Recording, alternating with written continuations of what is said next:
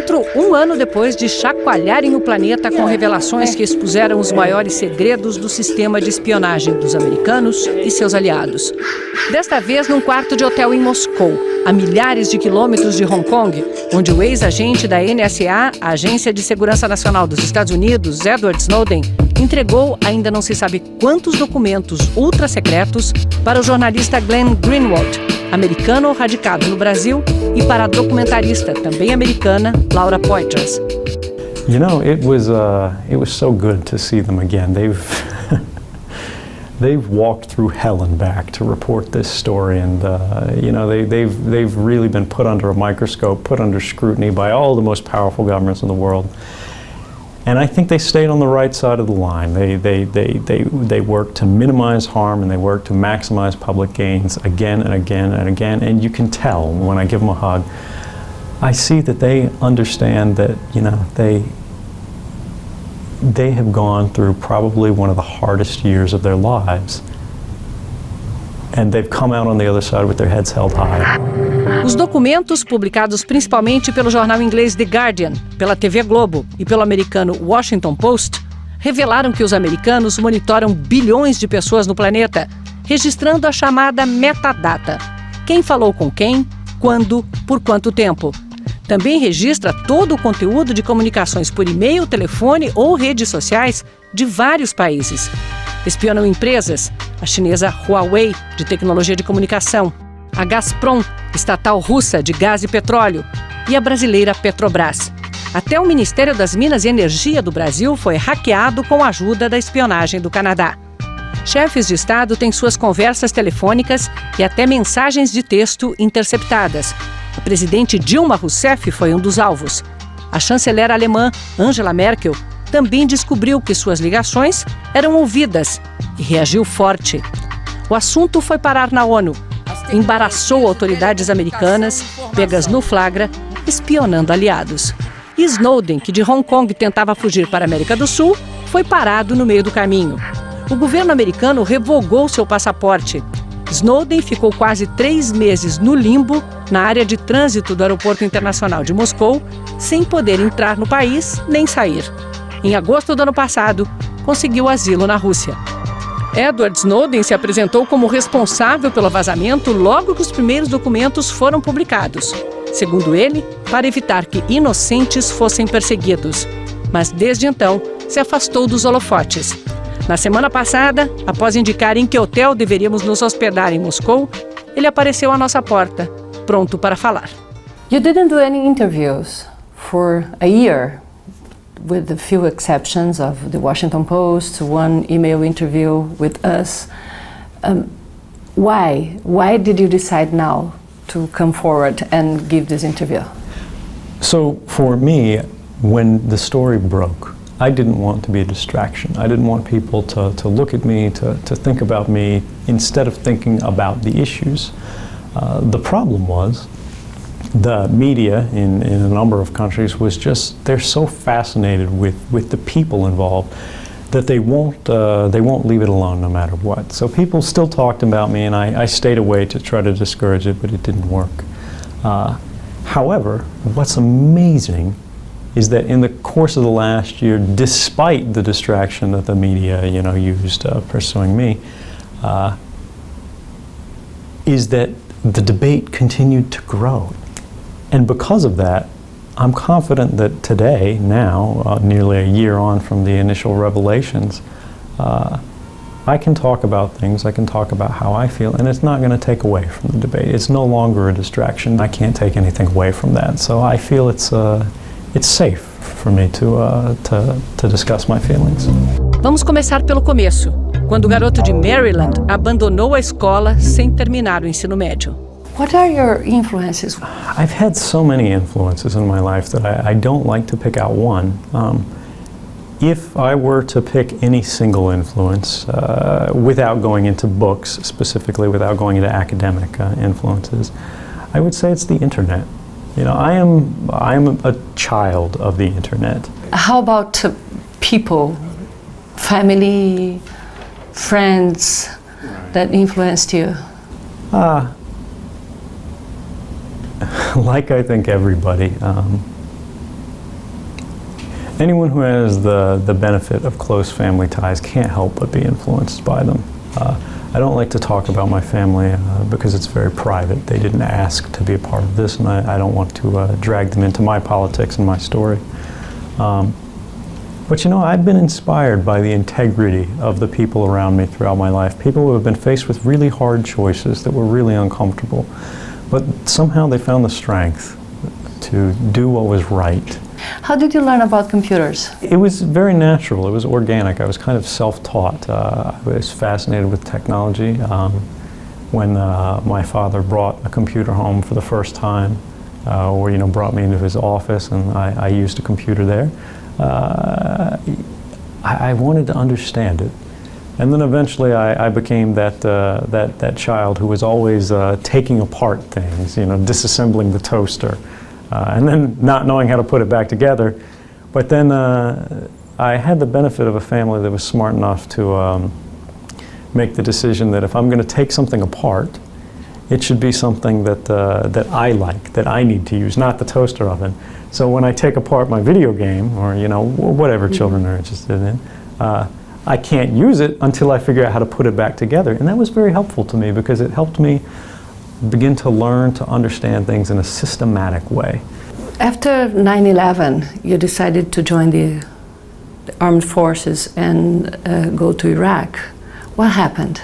So I didn't actually go to Iraq. I volunteered to do so because I believed in what the government was saying at the time, which was that the government of Iraq was creating weapons of mass destruction. They were planning to terrorize people around the world, chemical weapons, nuclear weapons, biological weapons, and that the leadership of Iraq was a dictator, and the people there were desperate for freedom.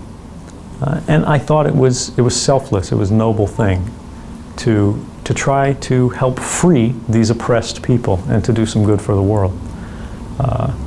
When I got to the Army, there was an interesting political awakening because I saw that many people there were not interested in doing particular good for the world. They weren't necessarily interested in contribution. They were thinking about either the benefits of service or they were trying to fill some sort of macho image. This is a man who has betrayed his country, who is sitting in Russia, an authoritarian country, where he has taken refuge. Do you think that it will come a time when you can go back to the US without being prosecuted for treason, which is what you would face today if you go back? I would really like to think so, but that's not a question I can answer. That's up to my government. There's no question that if I could choose anywhere in the world to be, I'd be at home in the United States with my family, working for my government, and doing everything I can to continue contributing to the society that I love so much. But the reality is that there's a great resistance in some areas of government in the United States, in some agencies of government, where if an official is embarrassed by the policies that they promoted, that they tried to keep secret so the public wouldn't find out, and then they're revealed, they can use their authorities to make things very uncomfortable for someone. Journalists have been asking the government again and again and again, can you show that anyone was hurt, that anyone was killed, that any lives were lost, that there was any harm or any danger caused by these disclosures? And they've never been able to show a single example, even though they've been asked again and again and again. But the political situation in regard to myself hasn't really changed. And I would like to hope that there will be a chance for a better public discussion about how we protect whistleblowers from the retaliation of government in the United States and other countries around the world. But until then, I'll have to wait. Under which conditions would you go back now? You have a lawyer trying to negotiate a deal with the American government so you can go back home. What would be the conditions for you to go back now?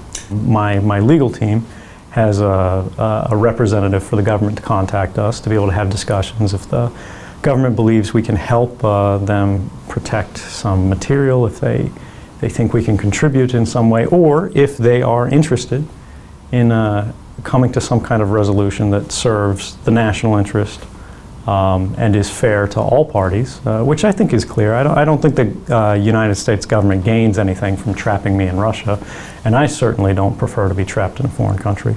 But as far as conditions, that's not for me to say. That's up to the government. Do you still have some documents with you? No. Because I knew I would be traveling through Russia, and I know Russia has a very sophisticated, professional, and aggressive intelligence service, I didn't want there to be any risk of espionage or that somebody could ask me for information. So I destroyed my custody of documents before I transited through Russia.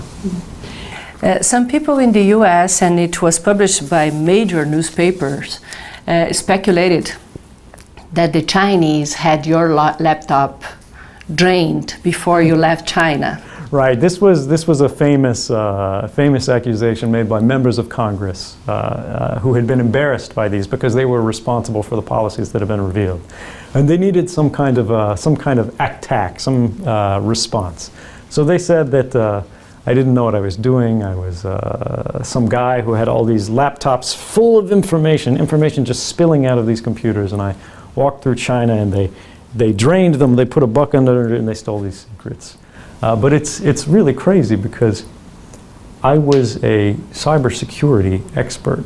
I taught officials at the Central Intelligence Agency, Defense Intelligence Agency, National Security Agency, how to protect themselves in areas like China against specifically these kind of things. Some members of the Congress say that you are a defector. How do you see yourself? So this is another one of those attacks where they use the same thing. The government calling someone a defector is very normal. It's like they're reading from a script. The bottom line is you can't be a defector unless your loyalties have changed to an enemy of the state. And my loyalties haven't changed. I work for the United States government. Even today, I work for the people of my country. I don't work against them. I don't want to bring down the government. I don't want to destroy the NSA. I want to improve them. I want to make them better. Would you be willing to face court in the US? I would love to face court in the US. If they reformed the Espionage Act to allow people to make a real defense. Right now, the Espionage Act is a very unusual law. It prohibits people from making certain defenses. I can't even argue my case to the jury. I can't say that I was serving the public interest. They don't see a difference between someone who sells a list of agents' names to have them executed to an enemy country during a time of war, and someone who takes information about government abuses and gives them to the press to report in a responsible way. But as it stands now, there is no chance for me to make a case. There is no fair trial waiting for me at home. Why China and Russia? So I never chose to go to Russia. It wasn't a final destination. I was actually on my way to Latin America. I even had a ticket booked. This is public record. Where to in Latin America? Ecuador at the time. There were pictures of journalists on the plane to Havana from Moscow looking at my seat. But the problem was, as I wanted to board the plane, the United States had canceled my passport. They had revoked it and said, no, he can't travel anymore, because they wanted to freeze me in place. And at the time, they didn't have any effective criticism of me. They didn't have any way to go after my reputation. So I believe that a political decision was made that if they trapped me in Russia, they could say he's a Russian spy without having to prove it. I think it was done for political purposes. Since the moment you were spirited away by those two Chinese lawyers in Hong Kong to the moment you could leave the airport here, how was that? How did you go through that period? It was incredibly tense. You know, there was a level of uncertainty where you don't know what's going to happen that same night. You don't know what's going to happen when you go to sleep. You don't know if there's going to be a knock on the door. You don't know if there's going to be people who break down on the door. All you can do is trust that you're doing the best you can to do what is right. And maybe you make some mistake, maybe you don't do things perfectly, but as long as you're motivated to good ends, and you're careful, you're responsible, and you make sure that even if you don't succeed in creating some gigantic public benefit, if you at least cause no harm, you can be confident that no matter what happens, no matter whether you end up in jail, no matter whether you end up dead, you can be confident and comfortable with the decisions you've made, and that's how I felt. Fiquei numa sala, tiveram 6 agentes diferentes que eles estavam entrando e saindo. Em agosto do ano passado, o brasileiro David Miranda, companheiro de Glenn Greenwald, foi detido por 9 horas no aeroporto de Londres, acusado de terrorismo. Ele trazia documentos vazados por Edward Snowden da Alemanha para o Brasil. How did you react when you learned about David Miranda being detained at Heathrow Airport? I was shocked. I mean, I don't tell the journalists how to work or what to do, so I'm not sure exactly how they operate, but it's my understanding that David Miranda was working for The Guardian at the time. They had paid for his flight, and he was working as a sort of correspondent role for them. And for the British government to accuse someone working as a journalist of engaging in terrorism is a shocking claim. After being trapped at the airport without this kind of pressure, you could relate to the situation, right? Well, I think he had a much tougher time than I did. Yeah, it's not knowing what's going to happen to you. Losing your sense of agency, losing your ability to determine your own future is a deeply intimidating thing. And the fact that he could remain so committed to his principles in a situation like that, I think says very good things about him. Was that the way you felt? Yeah. Well, wait, about him? About yourself? Oh. Losing the ability of determining your future, to be the agent of your... Absolutely. When I went public in Hong Kong, I wrote a statement that said my intention was to ask the world for justice, and that's why I made these claims for asylum. When you take your future and you put it in someone else's hands like that, it's scary, because you have to believe in the goodness of people every day, at every hard decision, at every difficult point. How's your life here in Russia? You know, it's really not as bad as they say. There are, no country is perfect, and Russia has some political policies that I disagree very strongly with. They monitor the internet in ways I consider inappropriate. They regulate the press in ways that I think no government should do. But my day-to-day life, it's much better than prison. Can you go out? Yeah, sure, why not? You're not seclusive? No. Well, I'm naturally seclusive because, again, child of the internet, right?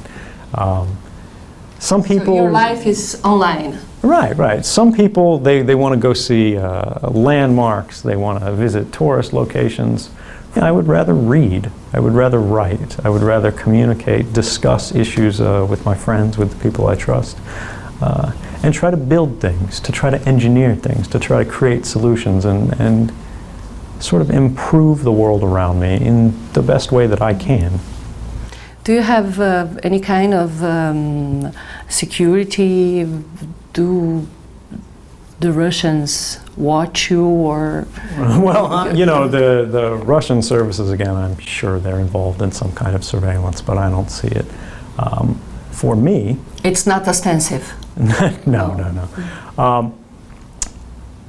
For me, if I need security, I hire security, but I prefer to be open and independent as much as I can. I can't, for safety reasons, get into where I live and how I travel.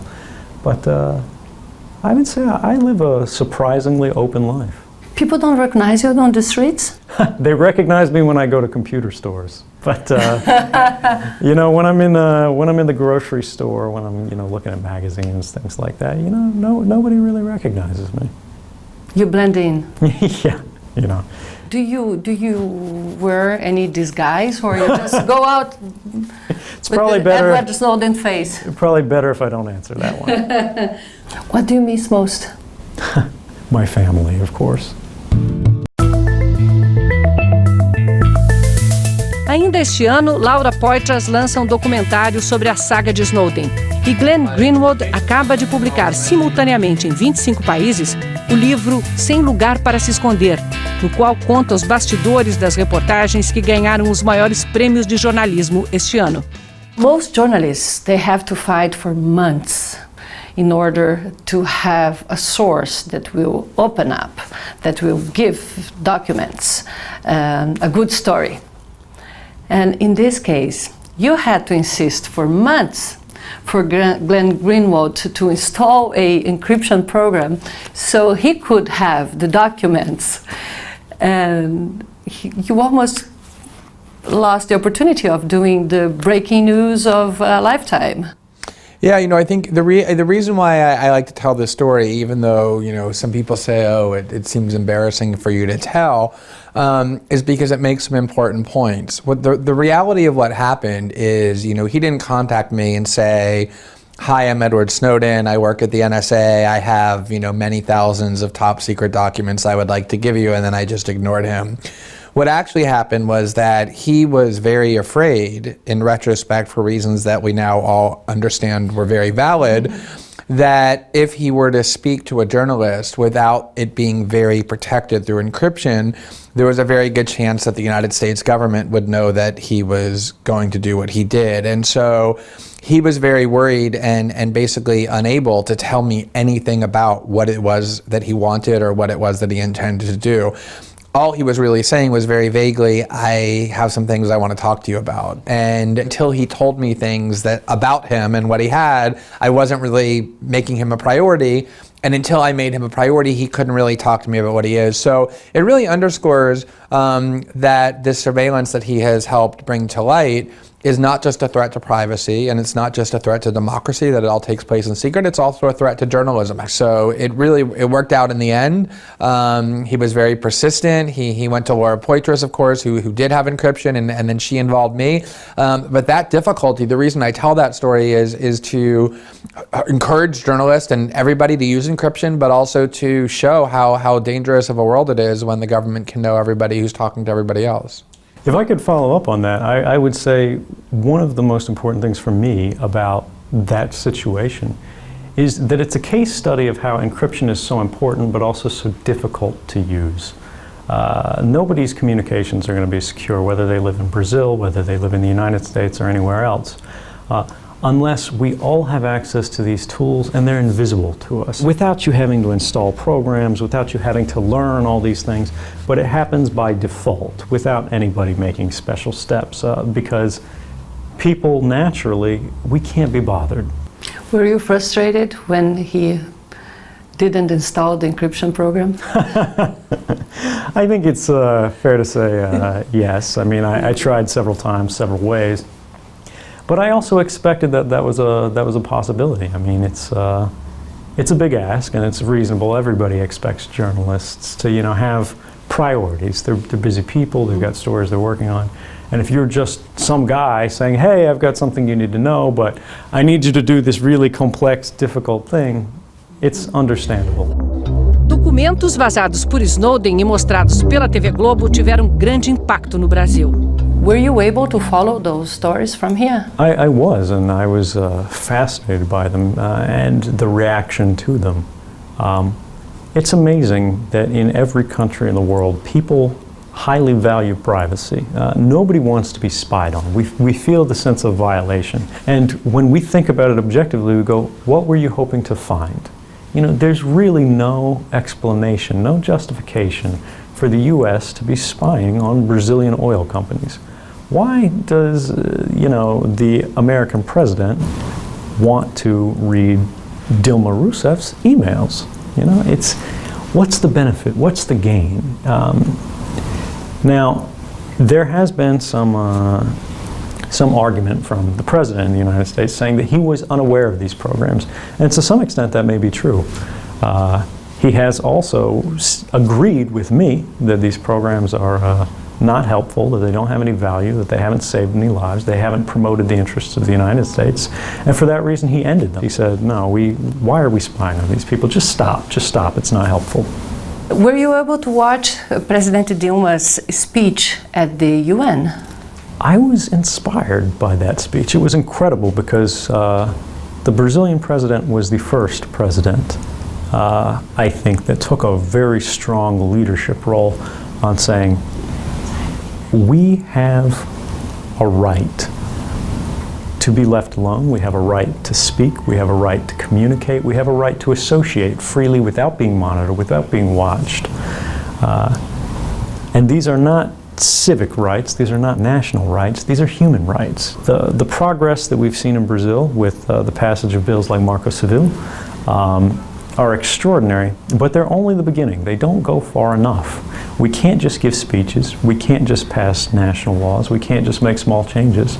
We have to create an international standard through which our rights are respected, they're codified in law, and they're enforced through the standards of our technology. How do you think that we as individuals and society, as a community, can protect ourselves against this? So one of the biggest solutions to this is technical. We need governments to invest in education and research in mathematics, in technology, that will allow us to secure communications, not just in some city, not just for some service, but for the entire world. And the way we do that is through advances in technology and the standards that are used to secure them, the standards that we all agree to communicate by. Because Brazil could pass the best law in the world for protecting their citizens' privacy, but as soon as a Brazilian citizen's emails leaves the borders of Brazil and goes to another country, that country has the choice of going, oh, do I follow this law, do I not follow this law? Nobody will know. If we enforce our values through technology, that problem is solved. Every now and then, American press says that you would offer Brazil information in exchange for asylum. Is that an offer on the table? Absolutely not. I could not be more clear. First off, I don't have any documents to offer. Secondly, even if I did, I would never trade secret information or cooperate with some government in exchange for asylum. Asylum has to be granted on humanitarian grounds. It has to be granted to protect political rights or the right to safety. This whole topic about sort of negotiating for asylum, I think, is improper.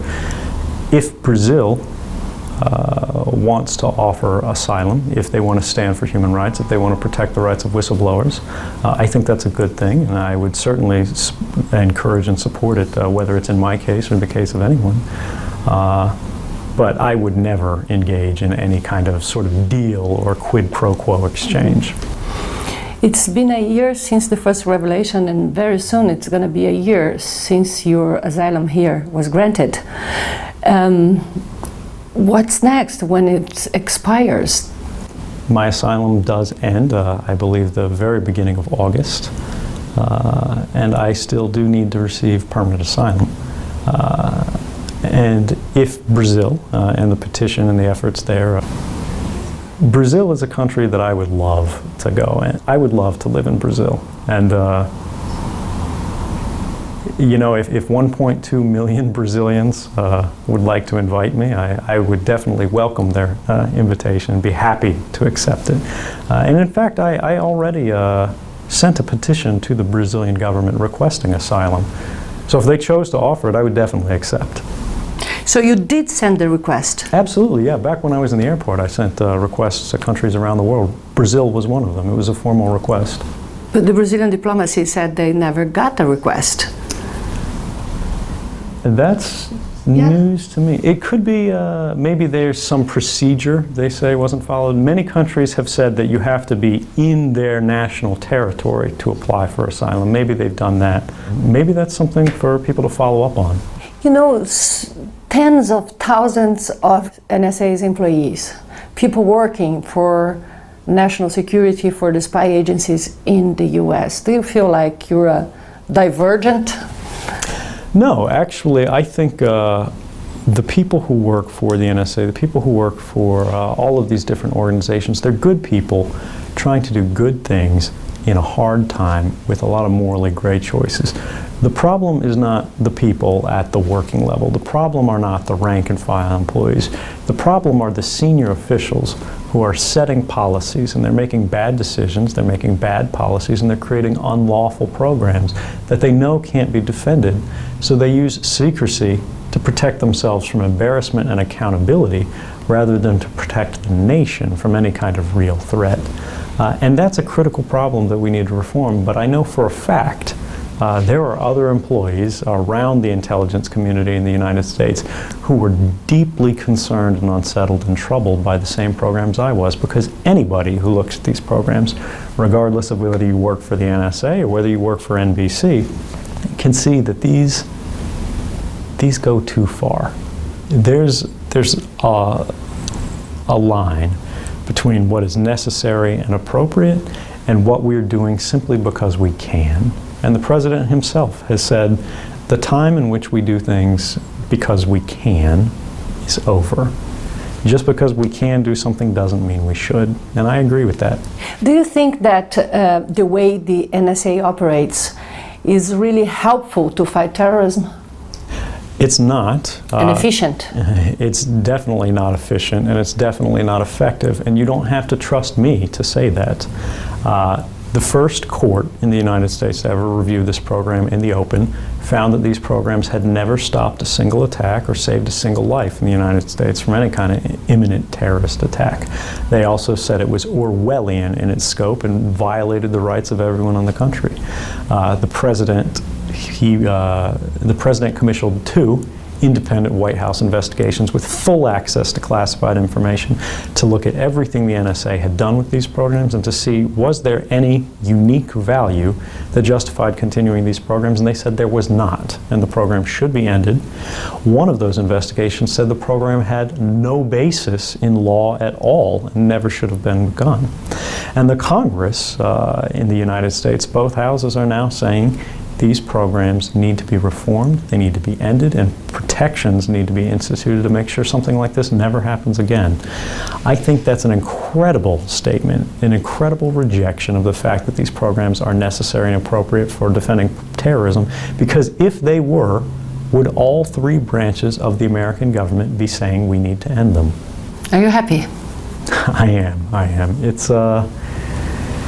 It's been an incredible challenge. It's been a really tough year. I've worked harder than I think I've ever worked before, and you know, it is hard for me to be separated from my family, to be unable to go home, to be able to participate in my government and my society as fully as I'd like to. But at the same time, I can go to sleep every night and be confident that the choices I made, even when it was really hard, were what I felt were the right choices. And because of that, I can wake up every morning with a sense of satisfaction.